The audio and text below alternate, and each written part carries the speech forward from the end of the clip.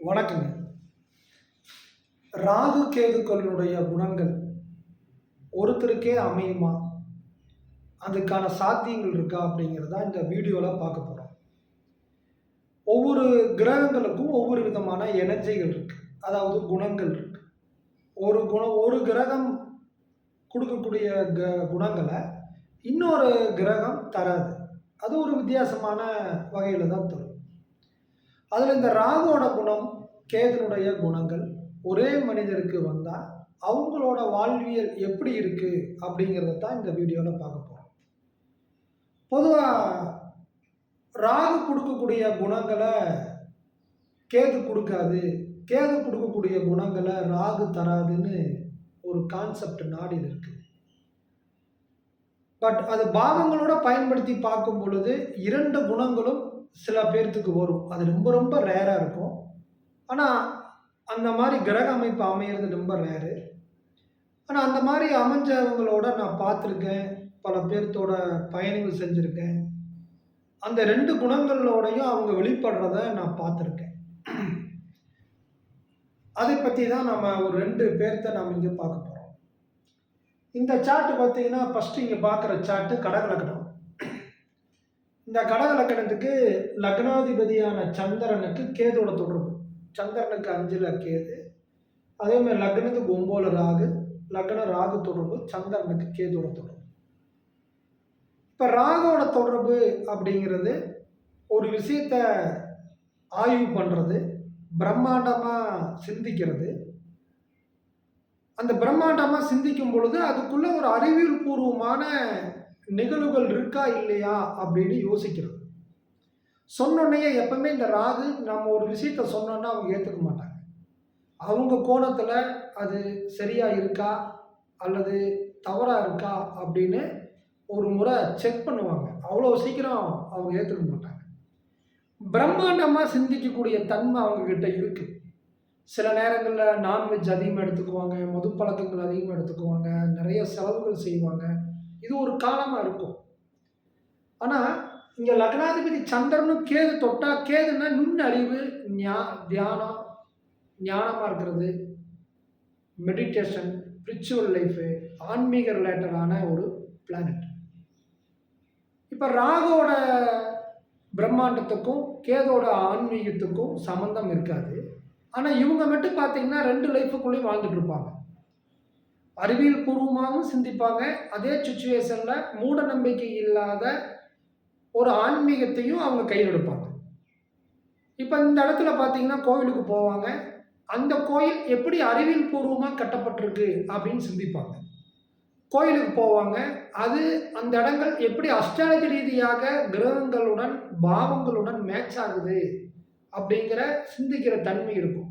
அப்படியே ஆன்மீகத்தை மட்டுமே அங்கே நம்பிட மாட்டாங்க. இன்னொரு சார்ட் பாருங்க. இவர் அஸ்ட்ராலஜியில் ரொம்ப தெளிவான ஒரு நபர், அதாவது ரொம்ப கற்ற நபர். அதே மாதிரி சாஃப்ட்வேர்லேயும் ரொம்ப ஆழ்ந்த ஈடுபாடு கொண்ட ஒரு நபர். இப்போ இவருக்கு பார்த்தீங்கன்னா மிதுன லக்னம், லக்ன கேதோட தொடர்பு, லக்னாதிபதி புதனுக்கு ராகுவோட தொடர்பு, குருவுக்கு ராகுவோட தொடர்பு. இது ஒரு வித்தியாசமான அரசு.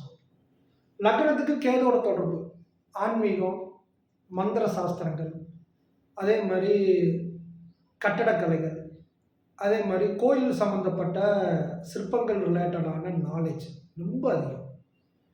லக்னத்தில் கேது, அது ரிலேட்டடான தந்திர சாஸ்திரத்திலிருந்து இவருக்கு நிறையா பரிச்சயங்கள் இருக்குது.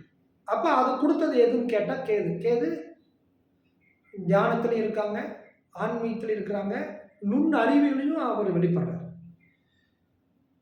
நாடியில் ஜீவகோள்னா குருன்னு சொல்லுவோம்.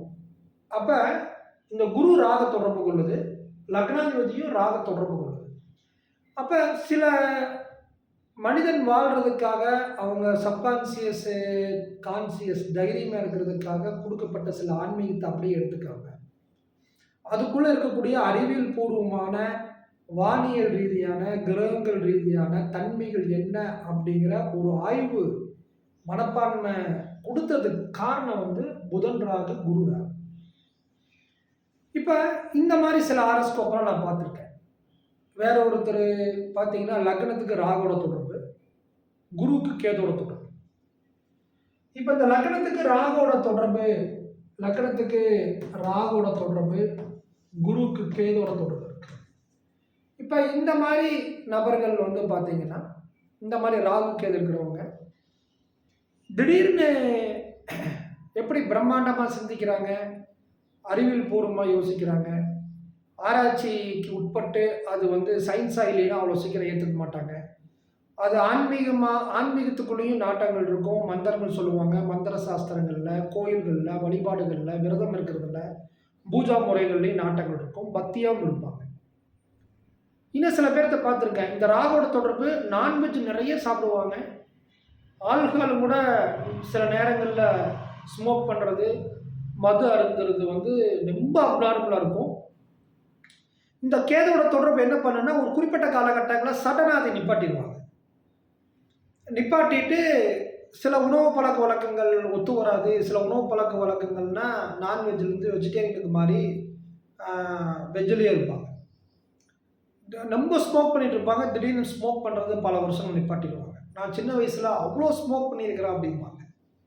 அப்போ ராகு ஒரு காலகட்டங்களில் தன்னுடைய குணங்களை ஜாதகரை அனுபவிக்க வச்சாலும் கூட, இன்னொரு காலகட்டங்களில் கேது அந்த குணத்திலிருந்து வெளியில் வந்து பக்தி மார்க்கத்துக்குள்ளே கொண்டு போகிறத இந்த 2 கிரக இணைவுகள் உள்ள ஆரோஸ்கோப்பை நம்மளால் பார்க்க முடியும். இன்னொருத்தர் பார்த்தீங்கன்னா, ஒரு 42 வயசு வரைக்குமே அவர் வந்து பியூர் வெஜிடேரியன். ஒருத்தர் ஸ்மோக் பண்ணாலும் கூட எந்திரிச்சு போயிடுவார். அந்த புகை அவருக்கு பிடிக்காதுங்க. ஆல்கஹால்லாம் சான்ஸே இல்லை. அது யாராவது சாப்பிட்டு வந்தாலும் கூட அவங்களோட பேச மாட்டார். நீங்கள் என்ஜாய் பண்ணுங்கன்ட்டு இவர் பாட்டுக்கு போயிடுவார். காலையில் எந்திரிக்கிறது, வழிபாடுகள் பண்ணுறது, வாரத்தில் 2 முறை அவருக்கு பிடித்த இடங்கள் கோயிலுக்கு போகிறது தான் அவருடைய இயல்பான குணங்கள். ஆனால் அதே பிற்காலத்தில் வந்து பார்த்தீங்கன்னா, ஒரு 46, 48 வயசுக்கு அப்புறம் அவர் ஸ்மோக் இன்னைக்கு வரைக்கும் ஒரு நாளைக்கு ஒரு 3 பாக்கெட்டாவது பீடி குடிக்கிறார். அதே மாதிரி நான்வெஜ் அதிகமாக எடுத்துக்கிறாரு, ஆல்கஹால் சாப்பிட்றாரு, என்டர்டைன்மெண்ட்டான பிளேஸுக்கு போகிறாரு. பக்தி இருக்குது, ஆனால் இதுக்கு முன்னாடி இருந்த அளவுக்கு இல்லை. அப்போ திசைகளுக்கு தகுந்த மாதிரி இந்த 2 குணங்களில் அவங்களுக்கு நடக்கிற திசைகளுக்கு தகுந்த மாதிரி இந்த 2 குணங்கள்லையும் அவங்களுடைய பிறப்பு முதல் அவங்களுடைய இறுதி காலத்துக்குள்ள இந்த 2 விதமான கேரக்டரையும் அவங்களால வாழ முடியுதுங்கிறது தான் இந்த ராகு கேதுக்கான தன்மை. ஆனால் எந்த குணத்தில் வாழ்ந்தாலும் இந்த 2 விதமான ஆய்வு சிந்தனைகள், எண்ணங்கள், யோசிக்கிறது, பழகிறது, கற்றுக்கிறது, அதுக்குள்ளே போய் ஆழ்ந்து ஈடுபடக்கூடிய தன்மை இந்த ராகு கேதனுடைய குணங்களில் அவங்களுக்கு பிறகுலேருந்து கடைசி வரைக்கும் இருக்குது. திடீர்னு அதிக செலவு பண்ணுவாங்க, என்டர்டைன்மெண்ட்டான பிளேஸுக்கு போவாங்க, டக்குன்னு அதை கம்மி பண்ணிவிட்டு கொஞ்சம் சிக்கனமாக இருப்பாங்க, ஆன்மீக ரிலேட்டடான சுற்றுலாக்குள்ளேயும் போவாங்க. அல்லது இவங்க ஒரு இடத்துல பயணிக்கிறாங்கன்னா அங்கே கோயிலும் இருக்கும், என்டர்டைன்மெண்ட்டான கொடைக்கானல், குற்றாலம் போவாங்க. கோயிலுக்கும் அதுக்கு இணையாக மதுரை மீனாட்சி அம்மன் கோயிலுக்கு போகிறது, ராமேஸ்வரம் போகிறது, இதுக்கு இணையான கோயில் பயணங்களும் அந்த பயணங்கள் இருக்கும். ஆன்மீக சார்ந்த டூரும் இருக்கும், என்டர்டைன்மெண்ட் சார்ந்த பயணங்களும் இருக்கிறத நம்ம பார்க்கலாம். இந்த கிரக அமைப்பு ஒருத்தருக்கு அமையறதுங்கிறது ரொம்ப ரொம்ப ரேர். லக்னம் ராகு தொடர்பு, லக்னாதிபதி போய் கேது தொடர்பு, அது குறிப்பிட்ட காலங்களில் தான் வரும். அப்படி இல்லைன்னா ஜீவக்கோள் பெண்ணாக இருந்தால் சுக்கரனுக்கு லக்ன ராகு தொடர்பு கொண்டிருந்தால் சுக்கரன் கேது தொடர்பு கொள்ளணும். சுக்கரன் வந்து